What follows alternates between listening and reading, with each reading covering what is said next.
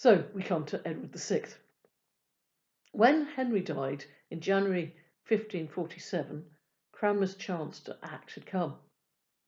As I said, Henry had permitted his only son to be educated by the Seymour family, who were Protestant sympathisers.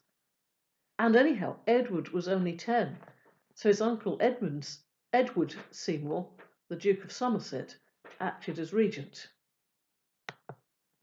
He wanted to see English Christianity reformed and started by repealing the Heresy Acts. But he quickly decided that if anything was allowed, there would be religious chaos, and so he backed Cranmer's modest steps in Reformation and clamped down on those who wanted to race ahead. Cranmer produced a form of service for the Eucharist in English, drawing on a wide range of sources, as well as his own sense of the English language, and this was published as the Prayer Book of 1549. He insisted that the laity should receive the wine as well as the bread at communion, and rejected the idea of transubstantiation. And in the book there were his homilies to explain to people the ideas of justification by grace, and 42 articles of religion were added when they were published in 1553. But the 1549 prayer book satisfied neither the traditionalists or the Protestants.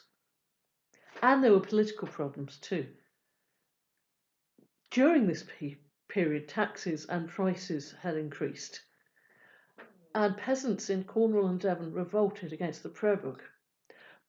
Probably the ones in Cornwall revolted partly because instead of having their services in Latin, they're now being forced to have them in English, which wasn't their language. They also rose up in Norfolk, probably as much against social injustices. Now, Somerset didn't handle all this well, and he also went on to agree war against France and Scotland. So other nobles had him arrested and tried for treason. At this point, the Duke of Warwick, John Dudley, took control. He'd probably been behind the moves to get rid of Somerset, and he was ruthless in putting down social unrest. And he was an even more radical reformer. And so in the 1552 prayer book, we have a truly Protestant document. Stone altars were replaced by wooden tables. And these were no longer at the east end.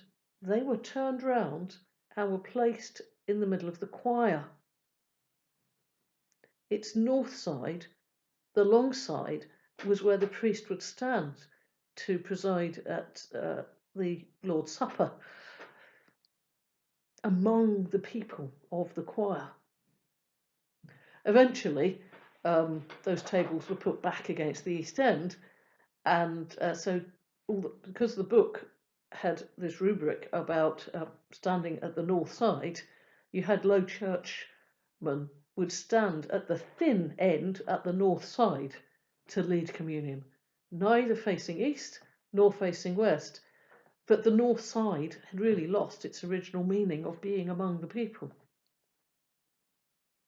But Cranmer did sense that people needed continuity in their religion, so he retained customs such as kneeling to receive communion. Now, this more Protestant prayer book was accompanied by a more rigorous act of uniformity, enforcing its use throughout the country. But Warwick's power was short-lived. Edward contracted tuberculosis and died in May 1553. As he was dying, Warwick persuaded him to write a will diverting the throne away from his sister Mary to Warwick's daughter-in-law, Lady Jane Grey. But as we know, the people didn't accept this, and 9 days after Jane was crowned, she was deposed in favour of Mary. The 1549 and 1552 prayer books were Cranmer's great achievements. In my notes, I've printed out extracts of the two prayer books. Take some time now to go and have a look at those two extracts, and also to look at the 1552 black rubric, which I've put underneath, and ask yourself, what are the differences in these passages? What surprises you about these extracts?